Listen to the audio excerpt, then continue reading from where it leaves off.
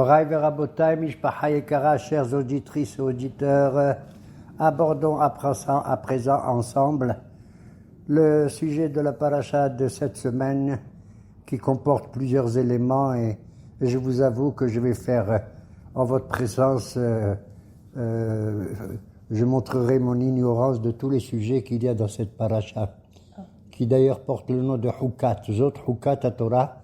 Ceci est le décret du bon Dieu, de la Torah. Un hok, contrairement à une mitzvah et un mishpat, c'est un élément de justice où il faut accepter les éléments que chaque dayan y donne, nachon, au nom de la raison, au nom de la justice et de la morale. C'est rationnel. Et les mitzvot, c'est des témoignages, des haïdoutes on les appelle, comme les téphilines, comme le talit, etc. On témoigne qu'on porte sur nous quelque chose qui nous rapproche de Hakadosh Baruch Hu. Mais les hukim, c'est quand tu creuses quelque chose dans quelque chose de très très dur. D'accord? Ça s'appelle un huk. Mais Moraï Verabotai, on a une présence un peu d'un temps assez difficile dans notre calendrier. Et ça, moi, je ne l'accepte pas. La plupart de nos hachamim nous disent qu'on aborde le mois de Tammuz. D'accord?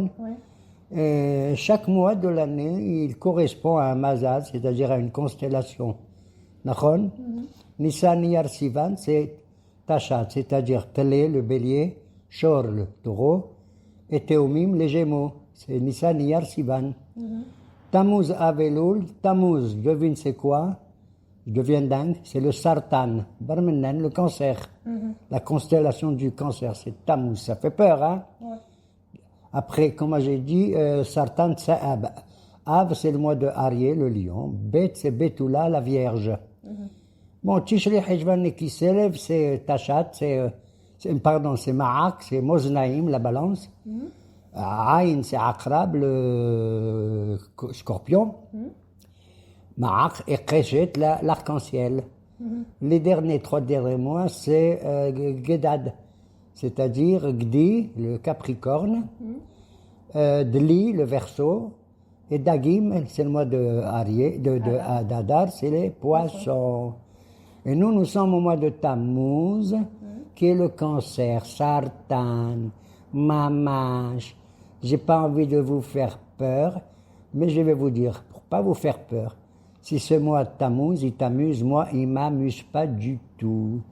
À tel point que nos hachamim, ils ont dit, waouh, on approche déjà du mois de Elul et de Tishri.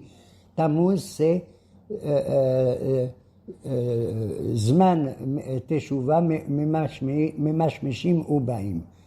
C'est les initiales, le temps de faire la Teshuva s'approche lentement de nous. Et moi, je ne suis pas d'accord. Si c'est le temps de la Teshuva, oui, peut-être par rapport au klal Israël, par rapport à la foule, à la masse. C'est-à-dire, on voit que tous ensemble, on fait Teshuva et on s'encourage de le faire les uns et les autres. Mais au niveau individuel et personnel, la Teshuva peut se faire n'importe quel jour de l'année. On a la capacité de le faire. Puisque nos hachamim vont très loin. Et ils disent, Afilu shuv yom echad lifne mitatra. Tu dois faire teshuva le camp avant de quitter ce monde. J'aime pas le mot mitatra, avant de quitter ce monde. Or, qui c'est qui connaît le jour où Barminan va quitter ce monde? Personne, il sait. Même David Amelech, il savait pas.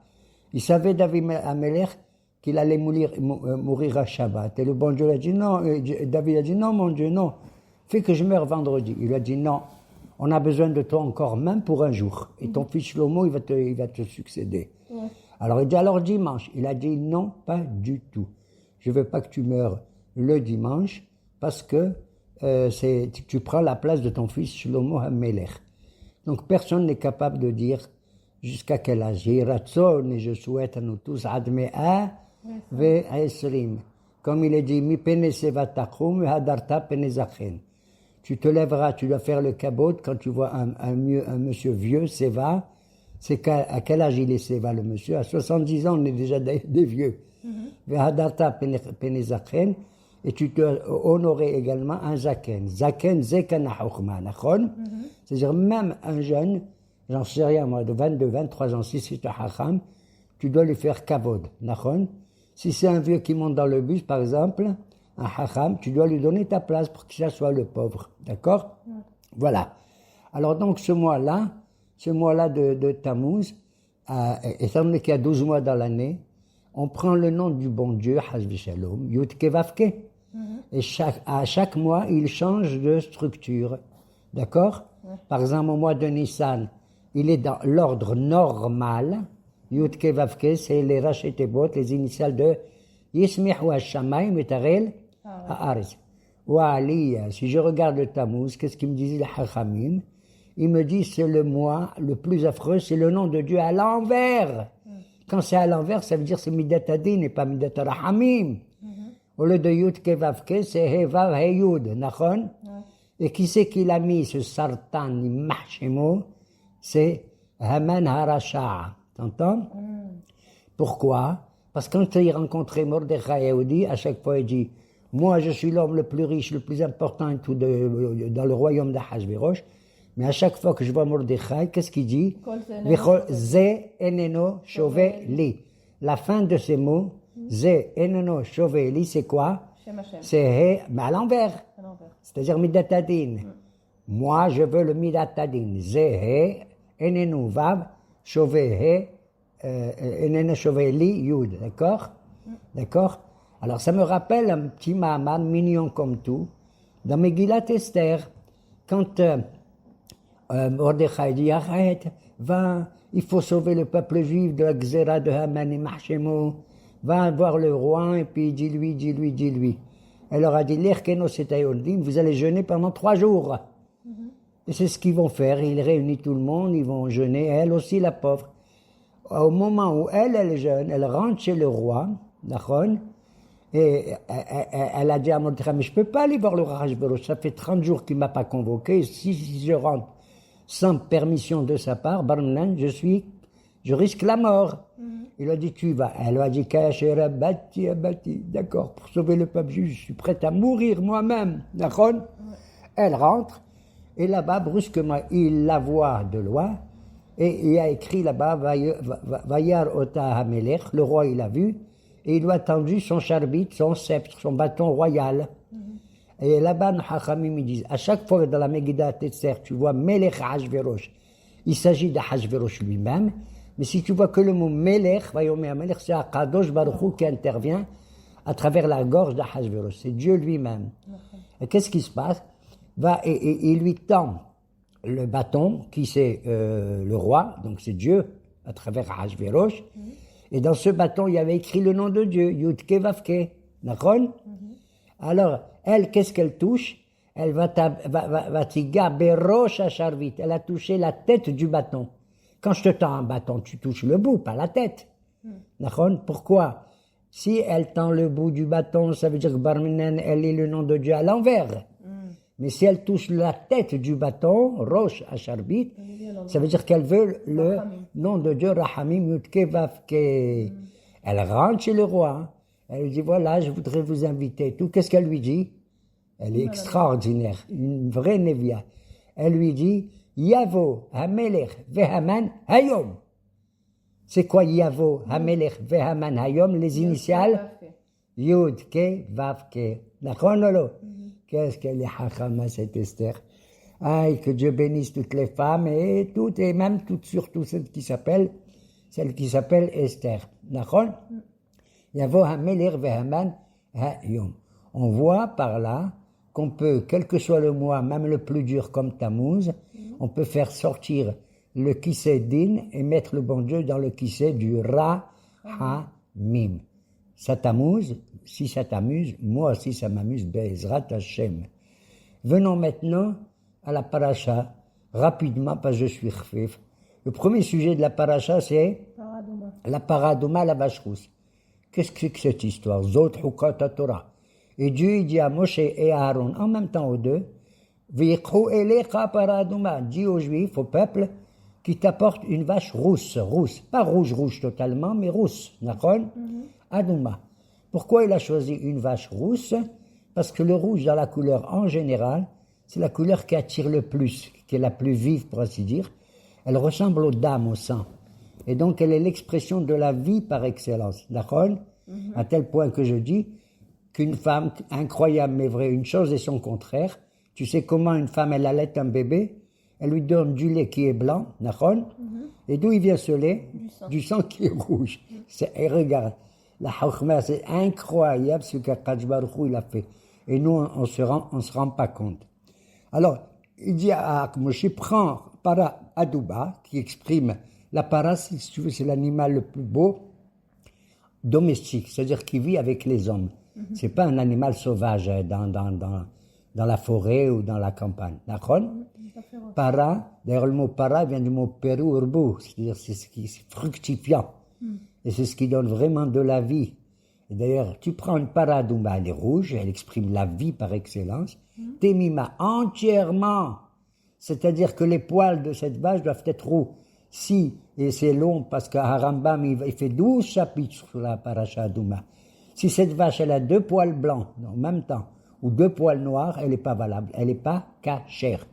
Il faut qu'elle soit entièrement, mamache entièrement rouge, temima, asher en bamoum, elle doit avoir aucun défaut, d'accord? Elle doit pas boiter, elle doit pas avoir un nez comme ceci, comme cela. Asher lo ala aleaol, elle doit pas porter sur elle un fardeau. Si elle a porté un fardeau, elle n'est pas cachère. Tu as le droit de lui mettre sur elle, par exemple, un petit fardeau comme une couverture, si tu veux la protéger de la chaleur ou de la pluie, d'accord?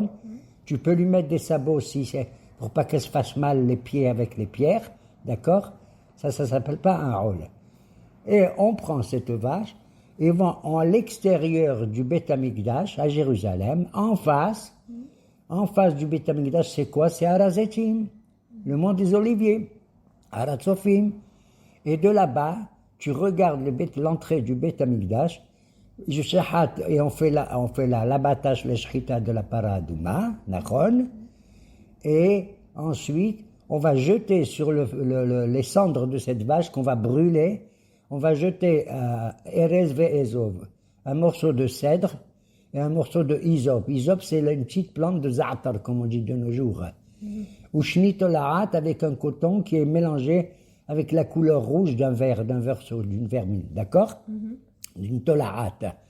Et tout ça, tu brûles jusqu'à ce que tout cela devient un éfer. Tout cela devient une cendre, de la cendre, d'accord? Après, on demande à des enfants qui étaient toujours purs, théorim, ils ont vécu dans des conditions que jamais ils ont contacté la Touma, un mort ou quoi que ce soit. Et ces enfants merveilleux qui sont purs, qui vont chercher de l'eau d'une manière spéciale, de l'eau vive, de l'eau d'un fleuve, en bas de Yerushalayim, dans un kéli, il donne ça au Kohen, et le Kohen, il va mélanger les cendres de la vache avec l'eau vive. Ça, c'est incroyable. Tu mélanges une chose et son contraire. Les cendres, pourquoi les cendres? Comme il dit Abraham Avinu, je ne suis que poussière et que cendre, parce que la différence entre le afar et l'efer est le suivant. Tu prends du afar et tu lui mets de l'eau, il peut faire pousser des graines, nachon? C'est merveilleux, il y a de la vie. Mais tu prends des cendres, le efer, tu mets de l'eau, tu mets une graine, elle ne pousse pas. C'est vraiment la mort. Total. C'est le efer. Et là, le miracle, entre guillemets, incroyable, c'est que tu mélanges cette cendre dans un kéli avec de l'eau vive, tu prends tout cela et tu verses quelques gouttes, tu jettes quelques gouttes, tu sais où? Sur un homme qui est tamé, Mehmet, qui a contacté un mort, Nachon. Et il était tamé, et il devient tahor, il devient pur. Maintenant, celui qui envoie les gouttes, il est devenu tamé. Il était tahor, il devient tamé. Une chose et son contraire. Qu'est-ce que c'est que cette histoire? C'est vraiment une histoire, j'allais dire barminan à dormir debout. Non, qu'on ne comprend pas, c'est un roc. Ah, si tu comprends pas, alors pourquoi Shlomo Amelech, il a dit, moi je connais toutes les lois de la Torah, mais la loi de la paradouma, comment fait une chose et son contraire, j'ai pas compris. Il a dit comment? Amarti ihkama vehi rehuqa mimmeni. J'ai voulu connaître la sagesse, la science du Dieu, et elle est loin de moi. Excuse-moi Shlomo Amelech, toi qui es un homme, je suis rien du tout, même pas, j'arrive à la cheville de tes pieds. Qu'est-ce que tu dis Amarti ihkama? Tu peux pas devenir sage pour comprendre un décret du bon Dieu. Voilà. La chokhma, tu ne la cherches pas ici. La Torah, bien sûr, elle a des ta'amim dans les mitzvot, mais étant donné qu'elle a été donnée par Hachem, seul Hachem y connaît. Il paraît que certains ils disent que Veikhu Elecha Paradouma, que Moshe connaissait le ta'am de la Paradouma. Mais pourquoi il ne l'a pas raconté aux autres? Ça m'étonne, d'accord?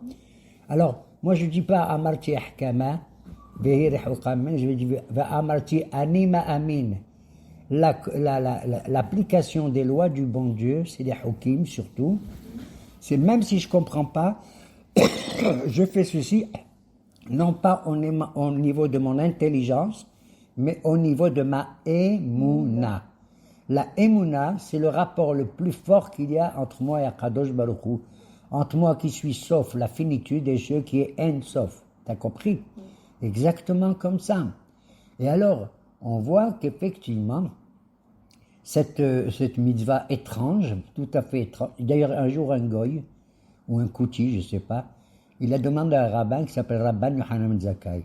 Il a dit, mais qu'est-ce que c'est cette histoire de vache rousse et tout que vous faites, et un mélange, une chose et son contraire?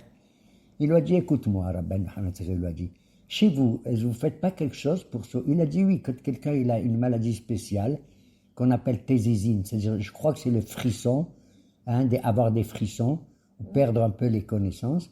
Il lui a dit, qu'est-ce que vous faites? On prend des plantes comme ça, on les brûle, et il sent l'odeur, ou il boit je ne sais pas quoi, et il guérit.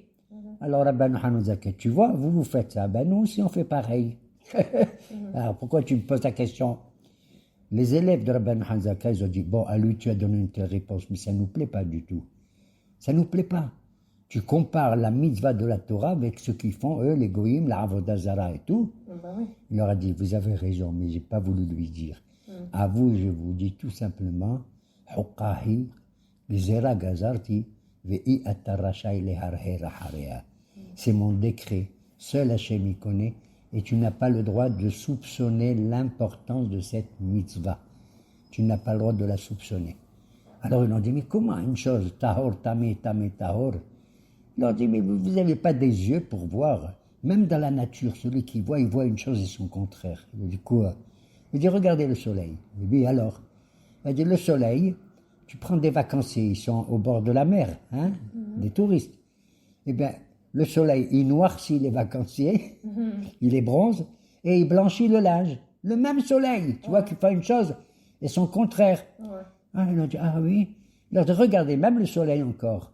Tu prends un œuf, il durcit l'œuf, ça fait un œuf dur avec la chaleur, et il fait fondre la cire, la sha'ava. Donc tu vois, un côté dur, un côté mou. Le même soleil, une chose et son contraire. C'est ça la vie dans la nature, même dans ce monde-ci, qu'on voit une chose et son contraire. Tu vois le jour et la nuit, oui ou non? C'est le contraire ou pas? Un beau jour, j'ai appelé un copain qui habite en Amérique. J'ai dit, oh, Shlomo, comment ça va? Ça va très bien. Il me dit, comment ça va chez vous? Comment ça va? Je lui dis, écoute, maintenant je t'appelle, c'est le coucher du soleil chez nous. Il m'a dit, tu dis des bêtises, pas du tout. Chez nous, c'est le lever du soleil.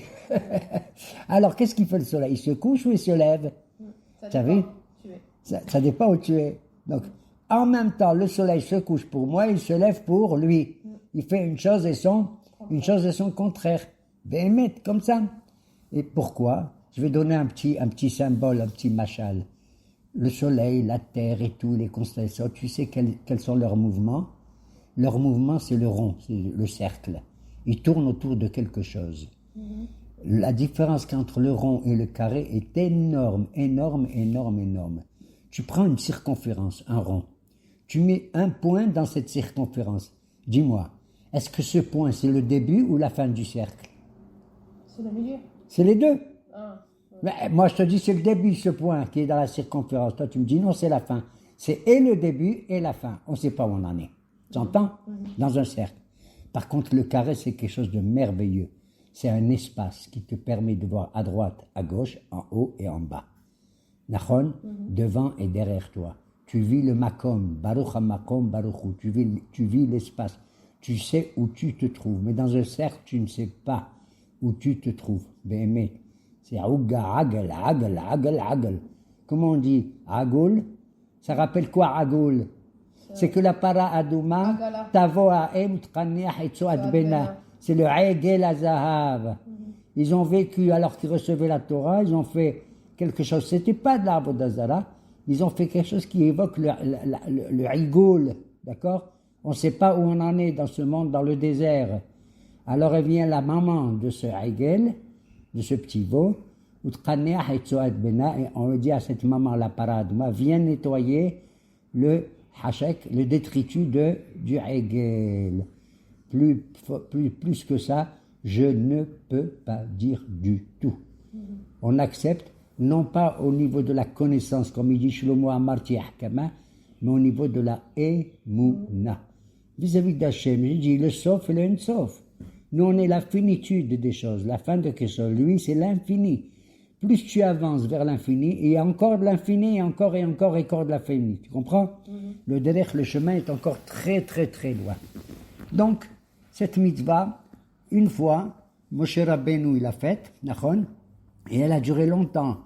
Le mélange des cendres et de l'eau vive, c'est tout simplement une chose merveilleuse. C'est quoi? C'est que si les cendres, c'est la mort, elles ne donnent pas de la vie, et l'eau vive, c'est de la vie, l'eau vive, ça veut dire que tu as la émouna que Yat Hametim. Tu as compris? Chose qu'on ne peut pas comprendre. Le type, il est mort, il va ressusciter. À l'intérieur du Efer, que le corps humain devient du Efer, Akadosh Baruch Hu est seul à redonner de la vie. Même la vie, on ne la comprend pas. Comment un bébé, il naît. Déjà, Ça aussi, mais arrête. C'est pour ça qu'on dit que le Mashiach, comment on appelle la venue, les souffrances qu'il y a juste avant le Mashiach, comme on vit maintenant? Ouais. Non, on appelle ça Hevle Mashiach. Ouais, C'est quoi Hevle Hevle? C'est Hevle Hevle Leda. Que les femmes, comme elles supportent, c'est merveilleux. Elles ont des douleurs. Tu sais combien de temps ça dure? Combien?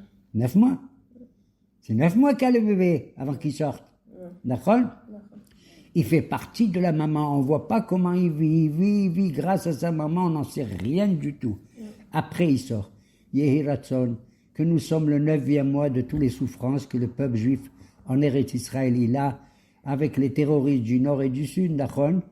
Alors, comme les 9 mois, ils sont arrivés là maintenant, basta, Kadosh Baruch Hu, au nom de la Emouna que nous avons de toi, même les Baalei Tshuva et même les Tzadikim, que les Baalei Tshuva, on dit, Bimkom she Baalei Tshuva omdim, en Tzadikim gemorim yecholim la'amod. Incroyable, tu entends ça? Là où un type qui a fait des péchés, il envisage de revenir vers Dieu, ils sont plus importants que les Tzadikim. Les Tzadikim, quoi, il existe, c'est des Tzadikim. En Tzadik ba'aretz asher ya'aseh tov velo yachita. Même un Tzadik, c'est pas sûr qu'il n'a pas commis une erreur dans sa vie, d'accord? Mais le Baalei Tshuva, tu sais pourquoi? Parce que le Tzadik, qu'est-ce qu'il dit? Waouh, regardez, dans mon passé, comment j'étais grâce, toujours été Tzadik avant, d'accord? Mais le Baalei Tshuva, il dit au Tzadik, on va te faire voir. Moi, je regarde pas le passé. Le passé, j'ai fait des hataïm. Je regarde quoi? L'avenir. C'est l'avenir. Tu as raison de dire le présent. Mais le présent qui conduit vers l'avenir. Tu as compris? Shuva ad Adonai Elohecha.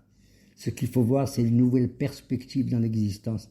Qu'il y a toujours une fenêtre qui est ouverte pour faire partie. Tu as toujours fait partie du peuple juif, même si tu as fait des péchés. Et tu vas montrer maintenant que là où tu te trouves, tu es beaucoup plus important que qui? Que le tzaddik. Parce que le tzaddik, lui, il était tzaddik, il reste tzaddik, il continue à être tzaddik. Il n'a pas changé. D'accord?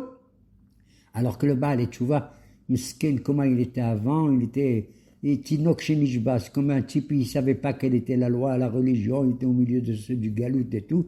Et maintenant, donc il a grandi beaucoup plus que, il a changé. C'est une chose et son contraire. C'est le noir et le blanc. C'est l'opposition qu'on voit, comme je l'ai dit, dans la nature, et comme je l'ai exprimé. On voit dans la nature une chose et son contraire, et c'est ça la vie. Et dans cette paracha, il y a tellement de sujets, j'évoque rapidement. Kadosh Baruch Hu, il dit, oh là là, tu as vu les Juifs, ils crient, ils pleurent, qu'est-ce qu'ils ont? Nehashim Séraphim. Il y avait dans le désert du Sinaï beaucoup de serpents qui brûlaient, qui mordaient et qui transmettaient du poison chez les gens qui le mordaient. Le Nahash. Depuis déjà le Nahash Akadmouni. Mais Akadosh Baruch Hu, il est protégé avec les Anané à Kavod. Il est protégé des Anané à Kavod, tu as raison. Mais il y avait des, comme on appelle, des structures qui étaient ouvertes. Par exemple, là où il y avait la tribu de Dan, ils étaient en dehors des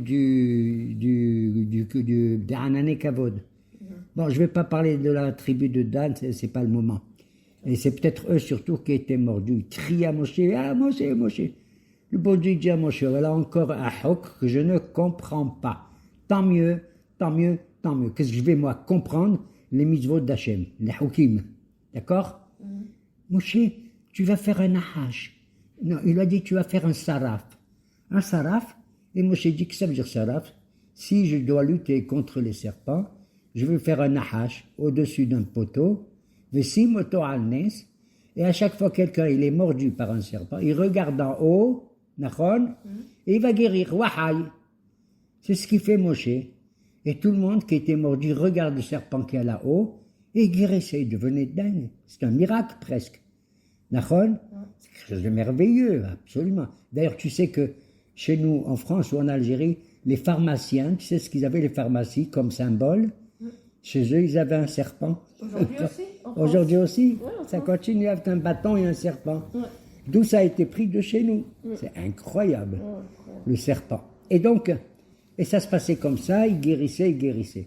Et ce Nahash Nehoshet, c'est que Dieu me préserve, ça ressemble un peu presque que Dieu préserve à Avodah Zarah. Et de la magie. Il a duré, de la magie, il a duré, tu sais jusqu'à quand? Pendant des siècles, jusqu'au moment où il y avait un roi de Yehuda qui s'appelait Hiskiyahu. Et le roi Hiskiyahu, qui était un roi merveilleux, il a vu que les Juifs commençaient à faire de la Avodah Zarah avec ce serpent. Il lui offrait de l'encens, des ktoret, il se prosternait devant. Il a dit basta. Il a pris le Nahash Nehoshet de Moshe Rabbeinu. Quelle force il faut avoir. Vekite Toto, il a cassé en 1000 morceaux. Quittet Otto. T'as compris? Et ils avaient même un livre soi-disant de médecine, c'est pas vrai. Un lexique qui a écrit, celui qui est malade de ça, il frise ça, celui qui est malade de ça. Il a pris ce livre aussi, il a brûlé. C'est faire la réfaute. Zama. Et alors on dit comment Hizkia il s'est permis? Oui, il s'est permis. Il s'est permis parce qu'il a vu que des fois, même si ça vient de Moshe Rabbeinu, et que c'est mal apprécié, mal jugé, et que ça nous conduit vers la Avodah Zarah, hein, eh bien il faut enlever tout ça. C'est ce qu'il a fait Hizkia, le roi Ézéchias, un roi tellement haram. De lui on dit qu'il a demandé à tous les êtres humains, les juifs, y compris les enfants, d'étudier la Torah. Nachon, d'étudier la Torah. Et c'est ce qu'il faisait de son temps. Et donc ce serpent, il a été détruit. Nahash Nehoshet. Ouais. Et alors, à ce moment-là, encore les enfants d'Israël, ils se plaignent. Tu sais pourquoi? Parce que dans cette paracha, que Dieu me pardonne, j'ai de la peine, il y a deux personnages importants qui vont mourir. Ah, quel Tammuz. Tu sais qui? Myriam d'abord. Myriam, la merveilleuse Myriam, qui a donné naissance à Moshe Rabbeinu. Et grâce à elle, elle avait le miracle du puits qui donnait de l'eau. Dès qu'elle est morte, elle serait morte au mois de Nissan, on ne sait pas quel jour, Myriam. Et après sa mort, brusquement, il y avait un bé'er, un puits qui leur donnait tout le temps de l'eau, sans arrêt aux Juifs, ils buvaient boire. À la mort de Myriam, l'eau a disparu. Tu as son mérite, la pauvre, tu as compris? Et le peuple, comment on va faire? On va pas boire. Et Moshe et Aaron, ils sont à Velout, ils sont en deuil sur Myriam. Au lieu de pleurer avec eux, de faire Nihum Avelim, ils crient, Moshe, qu'est-ce que c'est ça? On n'a pas de l'eau.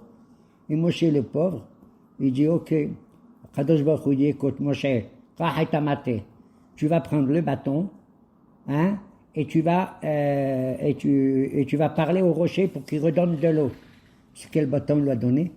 Il y en a qui disent que c'était le Moshe d'Aaron qui a été plein de fruits et de fleurs. Nachon, qu'on a appris la dernière fois.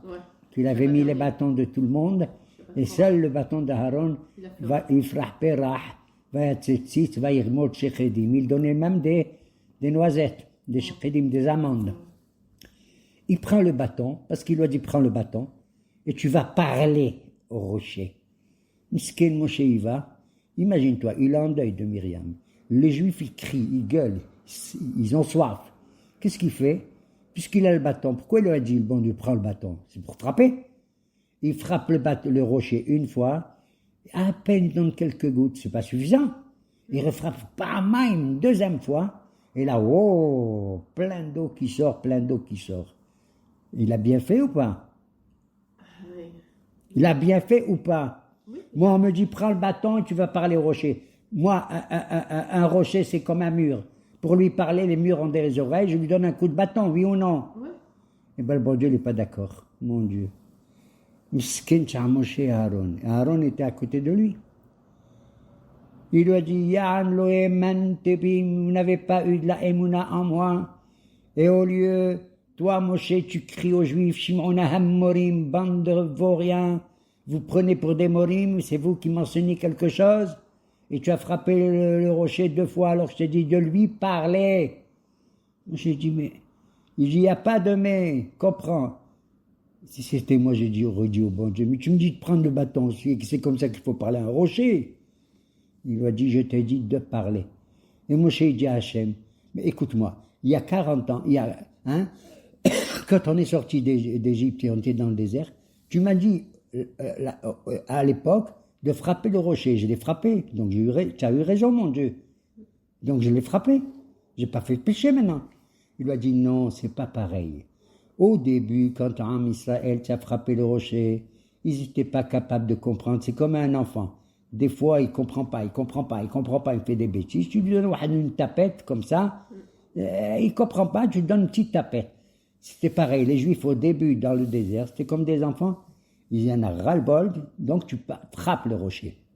Mais maintenant, 40 ans après, ils sont devenus intelligents, ils ont grandi. Tu vas pas les frapper, c'est comme si tu frappes un adulte. Je te dis, prendre le bâton, mais surtout de parler. Il faut parler, pas frapper. Tu as compris? Il y a une manière de s'exprimer quand on veut obtenir quelque chose. Ne pas le faire avec la violence, avec les coups, avec ceci. Tu dois tenir compte de ton auditoire. Par exemple, moi, mes auditeurs, Baruch Hashem, c'est tous des grands déguédolim et tout. J'essaye de leur parler gentiment, j'essaye. J'essaye, d'accord? Alors, voilà pourquoi. Tu n'entreras pas, ni toi, ni Aaron, où? En Eretz Israël. Et il accepte ça, Moshe. Il a fait un péché. Si c'était moi qui frappais, c'est pas un péché. Parce que moi, je ne comprends pas tout ce que le bon Dieu dit. Mais Moshe Rabbeinu, lui qui a conduit le peuple, qui a bavé, ils veulent de la viande, ils veulent de l'eau, ils veulent ceci, ils veulent cela. Et tu m'empêches, moi, maintenant, d'entrer en Eretz Israël, alors que tu nous as dit, vous quittez l'Égypte pour aller en Eretz Israël, et moi, non. Et Aaron Miskin, il n'a rien fait, il était à côté, il n'a pas ouvert la bouche. Lui non plus. Et dans cette paracha, on va voir comment, après la mort de Myriam, on nous annonce qui? La mort d'Aaron aussi. Il est mort dans un endroit qui s'appelle Hor HaHar. La montagne sur une montagne grande et une petite montagne au-dessus. Et c'est là-bas qu'Aaron, il va mourir. Et il va mourir en présence de Moshe Rabbeinu, qui sont seuls avec son fils, d'Aaron et Lazar. Et il enlève ses habits de Kohen Gadol pour les donner à son fils. Où tu as vu ça? Un père qui sait qu'il va mourir et il donne toute la valeur de la Keuna à son fils, Elazar Kohen. Ils redescendent. Le peuple dit, on ne comprend pas. Où il est Aaron? Ils ont dit, c'est pas possible. Il y en a un, il a dit, Moshe et Elazar, ils ont tué Aaron, c'est sûr. Ils sont fous, mais nous, on tue Aaron. Et Akadosh Baruch Hu, il a fait sortir le Aaron, le cercueil d'Aaron dans le ciel, et ils ont vu qu'il était mort normalement. Il est mort à l'âge de... Myriam est morte à l'âge de 126 ans. C'était l'aîné de tous les frères. Et Aaron, il est mort à l'âge de 123 ans. À quel âge il est mort, Moshe, plus tard? 120 bidiouk, Admea. Il y a aussi avec Sichon. Attends, cette paracha, il y a plein de sujets. Vous me fatiguez, madame Déborah, n'est-ce pas, ma fille merveilleuse avec qui je fais le cours maintenant aussi. Voilà, ça y est, c'est fini, on est tranquille. Bon, tu vas pas rentrer en Eretz Israël. Moshe Rabbeinu, il demande, il veut rentrer, s'approcher d'Eretz Israël, à Arabot Moab, mais pour ça, il faut qu'il passe par le Malchut Edom, le royaume de Edom. Edom, c'est qui? C'est le frère de Yaakov, c'est Esav. D'accord? Et il dit, Moshe à Edom, lui, je vais passer dans ton territoire pour aller vite en Israël. Laisse-moi passer, je payerai tout ce que je vais prendre d'ici. Laisse-moi. Et Edom, il lui refuse. Marchez-moi, tu comprends? À tel point qu'on est obligé de faire un détour très long pour arriver à la frontière du Yarden. Et en arrivant à la frontière du Yarden, à ce moment-là, qu'est-ce qui se passe? Il y a encore de la guerre contre Sihon et contre Og. Et Moshe et Hachem, il dit, fais la guerre contre Sihon. N'aie pas peur de Og. Og comme ça, c'est un violent. Sihon, c'est encore un diplomate, tu vois, avec qui tu pourrais discuter. Mais Og, c'est Og, comme ça, un voyou. Un géant. Un géant et un voyou. Et un sauvage, mamache. À tel point que Hachem, il a dit à Moshe, Al tira auto, n'aie pas peur. Que Moshe, il a pris une lance qui mesurait 10 coudées, 5 mètres de haut. Lui aussi, il mesurait 10 coudées, Moshe, d'après certains. Il a sauté à 30 coudées en haut. Moshe, il n'a pu toucher que la cheville de Og. Et Og, il a pris une montagne, il a voulu la jeter sur le peuple juif. Il la prend sur ses épaules. Et la montagne, il y a des fourmis, des némalim qui arrivent, qui font des petits trous, des petits trous, des petits trous. Et la montagne, elle tombe sur les épaules, sur la gueule la gueule de Og, Melech Habashan, comme ça. Alors on voit comment, tout ce qu'il a souffert. Moshe, Ken Yovdu, Kol Oivecha Israël. Et voilà, par le mérite de ce qu'on va faire là, à Askara. D'ailleurs, vous savez que Yosef Hatzadik, il est mort bidiouk à Rosh Chodesh du mois de Tammuz, tu sais? Ouais. Il y en a qui sont des Hasidim, par exemple, mardi, 3 Tammuz, c'est aussi l'Askara du rabbi de Lubavitch. Il y a 30 ans qu'il est mort, Zichrono, Libracha. Un homme merveilleux parce qu'il a donné quand même. Il a fait quelque chose de merveilleux dans le monde, c'est le Chabad. Tu sais, tous ces gens-là qui sont dans tous les pays du monde et qui nous aident. D'accord? Alors bon, chaque jour, il y a toujours un grand tzaddik qui a dit qu'il est parti et tout. Mais sache que Gedolim tzaddikim bemitatam yoter mi bechayim. Tous ces tzaddikim, ils sont beaucoup plus importants dans leur mort que de leur vivant. Pourquoi? Mais parce qu'ils sont au Gan Eden, ils ont plus de force. Ils ont mérité le Gan Eden. Et parmi les grands tzaddikim, je vais conclure, tu sais qui c'est? Non. Après la paracha de Korah, on est Hukat. Miskin ta Korah, je dis Miskin. Il a été englouti dans la terre. Pia Aretz. D'ailleurs, tu as 3 parachutes qui ouvrent leur bouche. Avec Korah, c'est la terre qui ouvre sa bouche, comme il dit les Pirkei Avot. Pia Aretz. Dans la paracha de Hukat, c'est Pia Be'er. La bouche du rocher de Myriam qui donne de l'eau. D'accord? Et prochainement, dans Balak, c'est Pia Aton. C'est la bouche d'une ânesse qui parle. C'est ce qu'ils disent les Pirkei Avot. D'accord? C'est ce qu'ils disent les Pirkei Avot. Quelle était ta question? J'ai oublié. Non. Pourquoi les tzadikim, ils sont plus forts quand ils sont après? Ah, pourquoi les tzadikim? Mais tu n'as pas entendu parler de Zechut Avot? Abraham, Yitzhak, Yaakov, où est-ce qu'ils sont? Ils sont morts. Eh bien, leur grandeur, quand tu fais la prière, madame, tu dis Adonai Sefatan, Elohé Abraham, Elohé Yitzhak, Elohé Yaakov. Chacun d'entre eux nous a montré une des qualités de Akadosh Baruch Hu, le Hesed, le Din, la Gebura et le Tiferet, la splendeur. Choisir le chemin du milieu, toujours c'est, comment il s'appelle? C'est Yaakov Abinu qui nous a choisis. Voilà pourquoi c'est merveilleux. J'ai oublié encore une idée, mais c'est tant pis. Peut-être une autre fois, nous la dirons. Hazak ou Baruch, Shabbat Shalom, et qu'Hachem nous délivre de tous ces personnages-là. Amen.